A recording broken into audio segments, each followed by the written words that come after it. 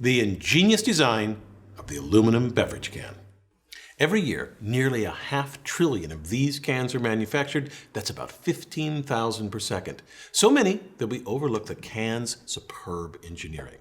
Let's start with why the can is shaped like it is. Why a cylinder? An engineer might like to make a spherical can. It has the smallest surface area for a given volume, and so it uses the least amount of material. And it also has no corners, and so no weak points, because the pressure in the can uniformly stresses the walls. But a sphere is not practical to manufacture, and of course, it'll roll off the table. Also, when packed as closely as possible, only 74% of the total volume is taken up by the product. The other 26% is void space, which goes unused when transporting the cans or in a store display. An engineer could solve this problem by making a cuboid-shaped can. It sits on a table, but it's uncomfortable to hold and awkward to drink from, and while easier to manufacture than a sphere, these edges are weak points and require very thick walls. But the cuboid surpasses the sphere in packing efficiency. It has almost no wasted space, although at the sacrifice of using more surface area to contain the same volume as the sphere. So, to create a can, engineers use a cylinder, which has elements of both shapes. From the top, it's like a sphere, and from the side, it's like a cuboid. A cylinder has a maximum packing factor of about 91%, not as good as the cuboid, but better than the sphere. Most important of all, the cylinder can be rapidly manufactured. The can begins as this disc called a blank, punched from an aluminum sheet about 3/10 of a millimeter thick. The first step starts with a drawing die, on which sits the blank and then a blank holder that rests on top. We'll look at a slice of the die so we can see what's happening. A cylindrical punch presses down on the die, forming the blank into a cup. This process is called drawing. This cup is about 88 millimeters in diameter, larger than the final can, so it's redrawn. That process starts with this wide cup and uses another cylindrical punch and a redrawing die. The punch presses the cup through the redrawing die and transforms it into a cup with a narrower diameter, which is a bit taller. This redrawn cup is now the final diameter of the can, 65 millimeters, but it's not yet tall enough. A punch pushes this redrawn cup through an ironing ring. The cup stays the same diameter as it becomes taller and the walls thinner. If we watch this process again up close, you see the initial thick wall and then the thinner wall after it's ironed.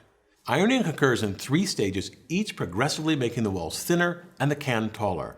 After the cup is ironed, the dome on the bottom is formed. This requires a convex doming tool and a punch with a matching concave indentation. As the punch presses the cup downward into the doming tool, the cup bottom then deforms into a dome. That dome reduces the amount of metal needed to manufacture the can. The dome bottom uses less material than if the bottom were flat. A dome is an arch revolved around its center. The curvature of the arch distributes some of the vertical load into horizontal forces, allowing a dome to withstand greater pressure than a flat beam. On the dome, you might notice 2 large numbers. These debossed numbers are engraved on the doming tool. The first number signifies the production line in the factory, and the second number signifies the body maker number. The body maker is the machine that performs the redrawing, ironing, and doming processes. These numbers help troubleshoot production problems in the factory. In that factory, the manufacturing of a can takes place at a tremendous rate. These last 3 steps, redrawing, ironing, and doming, all happen in one continuous stroke and in only 1/7 of a second. The punch moves at a maximum velocity of 11 meters per second and experiences a maximum acceleration of 45 Gs. This process runs continuously for 6 months or around 100 million cycles before the machine needs servicing. Now, if you look closely at the top of the can body, you see that the edges are wavy and uneven. These irregularities occur during the forming. To get a nice, even edge, about 6 millimeters is trimmed off of the top. With an even top, the can can now be sealed. But before that sealing occurs, a colorful design is printed on the outside. The term of art in the industry is decoration. The inside also gets a treatment. A spray-coated epoxy lacquer separates the can's contents from its aluminum walls. This prevents the drink from acquiring a metallic taste and also keeps acids in the beverage from dissolving the aluminum. The next step forms the can's neck, the part of the can body that tapers inward. This necking requires 11 stages. The forming starts with a straight-walled can. The top is brought slightly inward And then this is repeated further up the can wall until the final diameter is reached. The change in neck size at each stage is so subtle that you can barely tell a difference between one stage and the next. Each one of these stages works by inserting an inner die into the can body, then pushing an outer die, called the necking sleeve, around the outside. The necking sleeve retracts, the inner die retracts, and the can moves to the next stage. The necking is drawn out over many different stages to prevent wrinkling or pleating of the thin aluminum. Since the 1960s, the diameter of the can end has become smaller by 6 millimeters, from 60 millimeters to 54 millimeters today. This seems a tiny amount, but the aluminum can industry produces over 100 billion cans a year, so that 6 millimeter reduction saves at least 90 million kilograms of aluminum annually. That amount would form a solid cube of aluminum 32 meters on a side. Compare that to a 787 Dreamliner with a 60-meter wingspan. Now, after the neck has been formed, the top is flanged. That is, it flares out slightly and allows the end to be secured to the body, which brings us to the next brilliant design feature, the double seam.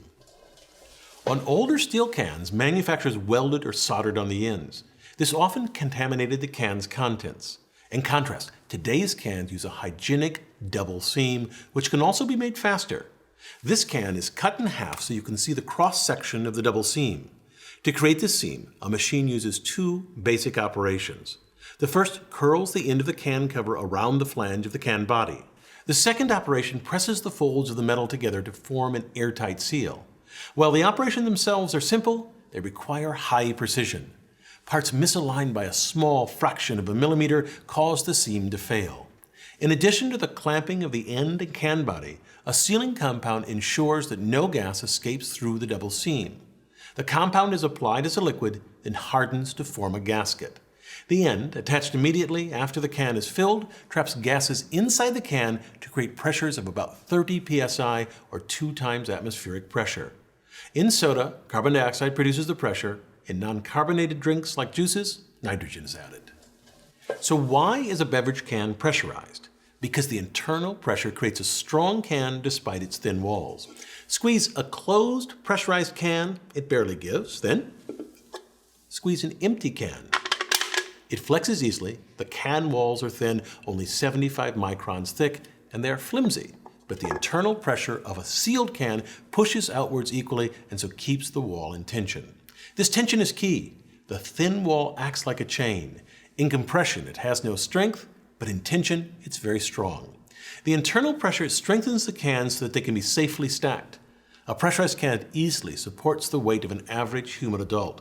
It also adds enough strength so that the can doesn't need the corrugations like in this unpressurized steel food can. While initially pressurized to about 2 atmospheres, a can may experience up to 4 atmospheres of internal pressure in its lifetime due to elevated temperatures, and so the can is designed to withstand up to 6 atmospheres or 90 psi before the dome or the end will buckle.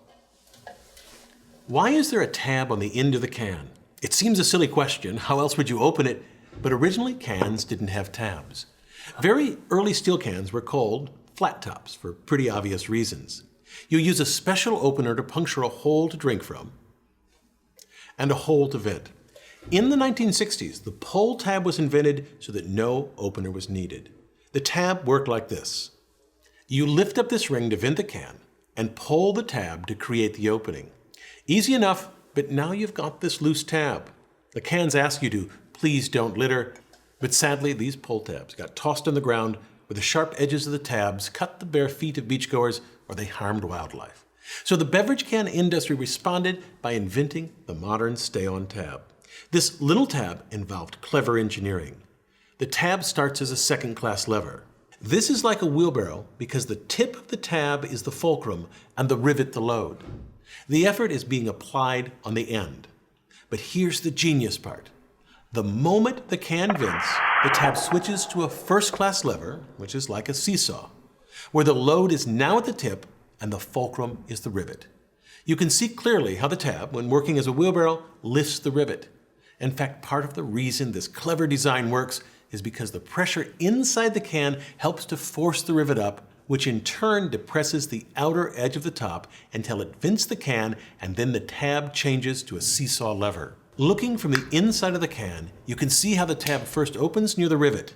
If you try to simply force the scored metal section into the can using the tab as a first-class lever with the rivet as the fulcrum throughout, you'd be fighting the pressure inside the can. The tab would be enormous and expensive. If you'd like to learn more about the entire life cycle of the aluminum can, watch this animated video by Rexam that describes can manufacturing and recycling. A typical aluminum can today contains about 70% recycled material.